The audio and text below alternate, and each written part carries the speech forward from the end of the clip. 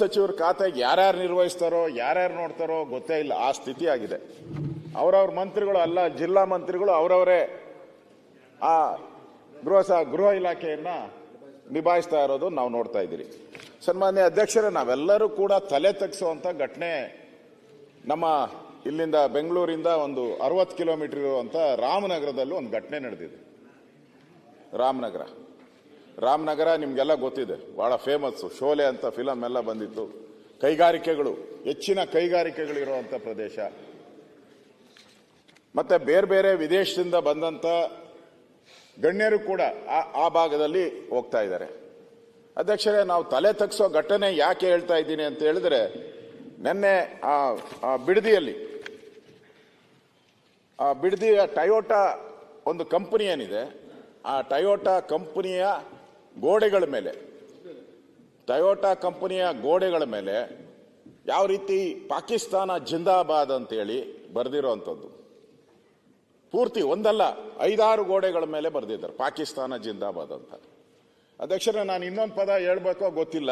ಕನ್ನಡದ ಬಗ್ಗೆ ಅವರು ಒಂದು ಪದ ಬರೆದಿದ್ದಾರೆ, ಅದು ಹೇಳಿದ್ರೆ ಏನು ತಪ್ಪಾಗ್ತೈತಾ ಅಂತ. ಅವ್ರು ಹೇಳಿರೋದು ಹೇಳ್ಬೋದಲ್ಲ?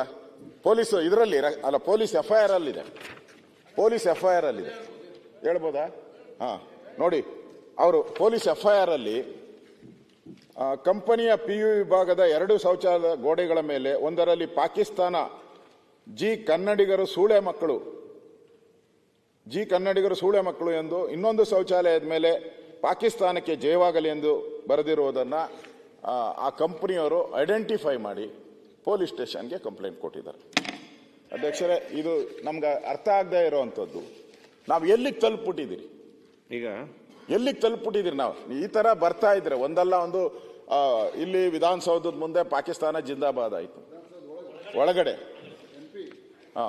ಈಗ ಕಾರ್ಖಾನೆಗಳಲ್ಲಿ ಅದು ಪ್ರತಿಷ್ಠಿತ ಕಾರ್ಖಾನೆ, ಜಪಾನ್ ಕಂಪನಿಯ ಸಹಯೋಗದಲ್ಲಿರುವಂತ ಸುಮಾರು 10,000 ಜನ ಕೆಲಸ ಮಾಡುವಂತ 10,000 ಜನ ಕೆಲಸ ಮಾಡ್ತಾರಲ್ಲಿ.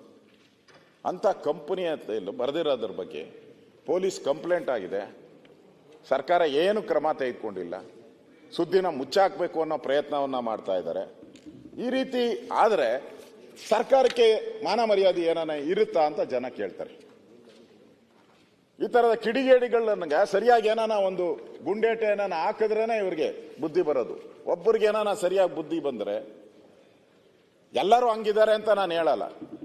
ಈ ತರ ಕಿಡಿಗೇಡಿಗಳು ಕೆಲವರು ಮಾಡೋದ್ರಿಂದ ಇಡೀ ಆ ಸಮಾಜಕ್ಕೂ ಕೆಟ್ಟ ಹೆಸರು ಬರ್ತಾ ಇದೆ, ನಮ್ಮ ನಾಡಿಗೂ ಕೆಟ್ಟ ಹೆಸರು ಬರ್ತಾ ಇದೆ. ಈ ಘಟನೆ ನಿಜಕ್ಕೂ ನಮ್ಮೆಲ್ಲರೂ ಕೂಡ ತಲೆ ತಗ್ಸುವಂತ ಘಟನೆ. ಇದ್ರ ಬಗ್ಗೆ ಸರ್ಕಾರ ಏನು ಕ್ರಮ ತೆಗೆದುಕೊಂಡಿದೆ? ಪೊಲೀಸ್ ಘಟನೆ ಆದ್ಮೇಲೆ ಏನು ಕ್ರಮನೇ ಆಗಿಲ್ಲ. ಇನ್ನು ಯಾರನ್ನೂ ಬಂಧಿಸಿಲ್ಲ. ಯಾರು ಮಾಡಿದಾರೆ? ಯಾಕಂದ್ರೆ ಎಂಟೈರ್ ಆ ಕಂಪನಿ ಅದೆಲ್ಲ ಇಂಟರ್ನ್ಯಾಷನಲ್ ಕಂಪನಿ.